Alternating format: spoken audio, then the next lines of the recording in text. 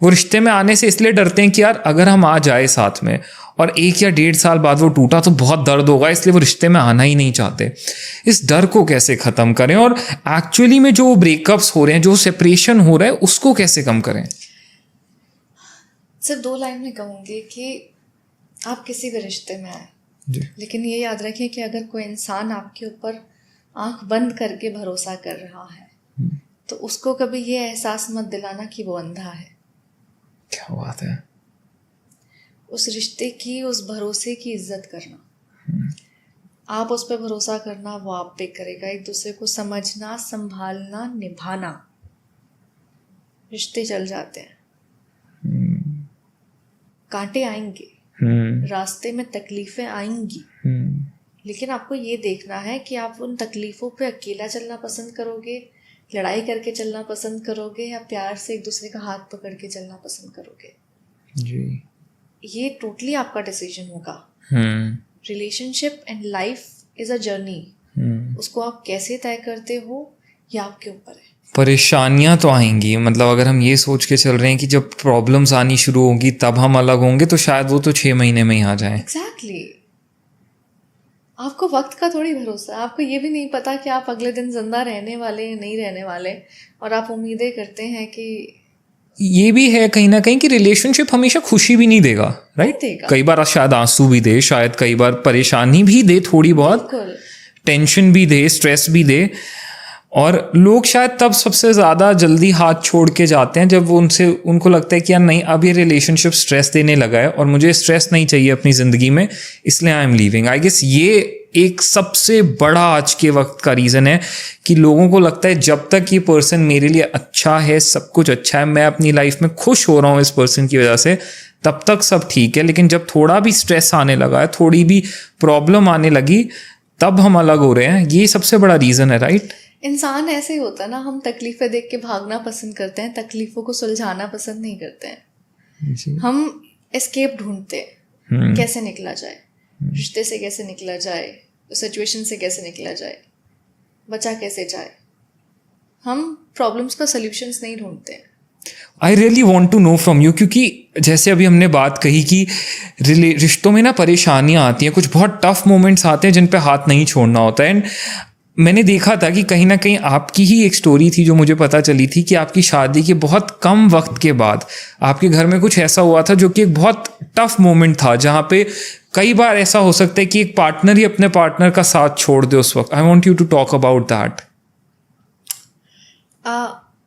मेरी शादी को बहुत ज़्यादा वक्त नहीं हुआ था जब हमारे ऊपर लीगल केसेस लगने स्टार्ट हो गए थे, बिल्कुल इमीडिएट फैमिली मेम्बर से, इन लॉज में। And it was a situation when I was like, यार मेरी तो शादी अभी 4 दिन पहले हुई है जी, मैं ही क्यों देख रही हूँ जी। अगर मैं ये वाली माइंड स्टेट रख के अपने रिश्ते में आगे बढ़ती कि यार मैं तो ये लीगल नहीं मामलों में पढ़ सकती हूँ, मेरे अपने कुछ ड्रीम्स हैं, मेरा कुछ अपना स्टेटस है, सो कॉल्ड फलाना टिंकना, मैं उस रिश्ते को नहीं निभा पाती।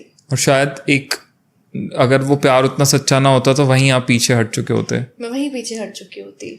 लेकिन आप ये देखें ना कि अगर मैं इधर इतनी सी परेशानियों को नहीं झेल सकती हूँ, अगर मैं इस सिचुएशन में उसका साथ नहीं निभा सकती हूँ, लीगल केस इकलौते मेरे ऊपर तो लगे नहीं थे, उनके ऊपर भी लगे थे, वो भी इंसान है, वो भी उस चीज़ से गुजर रहे हैं, उनकी फैमिली भी उस चीज़ से गुजर रही है, तो उसमें मेरे साथ क्या नया हो रहा है?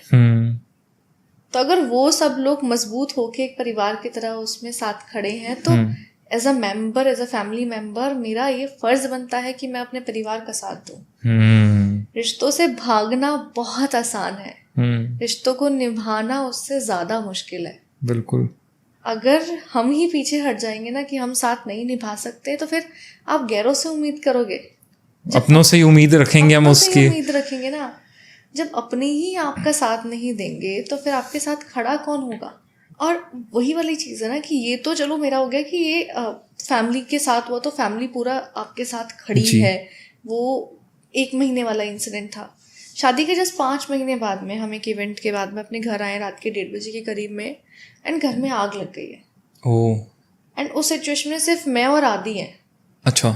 एंड हम एक अनजान शहर में एक किराए के मकान में रहते हैं। और आप जब एक घर बनाते हो ना यार, आप अपने घर बहुत उम्मीदों से और एक प्यार से बनाते हो जी। वो कहते हैं ना कि मकान ईंटों से बनता है, घर आपके जज्बातों से बनता है, आपके प्यार से बनता है, इंसानों से बनता है जी। अगर उस सिचुएशन में ये कहते कि आदि ये क्या हो गया है, हम अकेले कैसे मैनेज करें, मेरे पे तो ये सब चीज़ें नहीं होंगी, बिकॉज लिटरली हम मतलब आदि के हाथ में मैंने देखा था कि छाले आ गए थे, वो टाइल्स में से वो चीज़ें साफ करते करते वो खुद साफ कर रहे हैं, इतना सभी इमोशन बाहर नहीं लेके आ रहे हैं कि यार कुछ घर में ऐसा सिचुएशन। एक आदमी जो होता है ना, वो किसी हादसे के बाद ये नहीं सोचता कि ये कैसे हुआ, वो हमेशा ये सोचता है कि अब क्या करना है जी। और वो प्रॉब्लम्स के सल्यूशन के बारे में सोचता है जी। और कहीं ना कहीं एक बहुत बड़ा एग्जाम्पल है जो अभी आपने कहा कि ऐसे टफ टाइम्स में भी जहाँ पे आपके पास हर रीज़न और हर एक्सक्यूज थी चीज़ों को छोड़कर चले जाने की, आपने नहीं किया, आपने संभाला, आपने उस हिम्मत को रखा। और आई गेस अगर यही हर कोई आज के वक्त में रखे तो ये जो ब्रेकअप्स का सिनेरियो इतना बढ़ गया है, ये सेपरेशन का सिनेरियो इतना बढ़ गया है, ये काफ़ी हद तक कंट्रोल हो जाएगा, खत्म हो जाएगा। क्योंकि ना यार इंसान की कद्र करना भूल गया है, इंसानों में इंसानियत खत्म हो गई है। हाँ। हम दूसरे इंसान को ना अपनी ख्वाहिशों का एटीएम समझने लग गए हैं। बिल्कुल। हम बड़ी आसानी से कह देते हैं कि हमें आदमियों की ज़रूरत नहीं है, हम इंडिपेंडेंट हो गए हैं, we don't need a man, all men are dogs. हमने जनरलाइज कर दिया। लेकिन हमने उन सारे सैक्रिफाइसेस को, उन सारी चीज़ों को अनदेखा कर दिया जो एक आदमी हमेशा से हमारे लिए करता आ रहा है। अगर आपकी ज़िंदगी में आपके आसपास कोई भी इंसान अच्छा नहीं है, कोई आदमी अच्छा नहीं है, एक बार अपने घर से बाहर निकल के देखना, एक आदमी जो है तपती धूप में सड़क पे खड़ा होके अपने परिवार चलाने के लिए या तो सामान बेच रहा है, या रिक्शा चला रहा है, या बस चला रहा है, XYZ, वो बहुत सारे काम कर रहा है। हमने उनसे ये नहीं पूछा कि तुम पूरे दिन कितनी गालियां खा के आ रहे हो, तुमने कितनी मार खाई है जिंदगी की। हमने कभी उनके जख्मों पे मरहम नहीं लगाया। हम इंसानों ने सिर्फ ये काम किया है कि हम लोगों के जख्मों पे सिर्फ नमक छिड़कते हैं।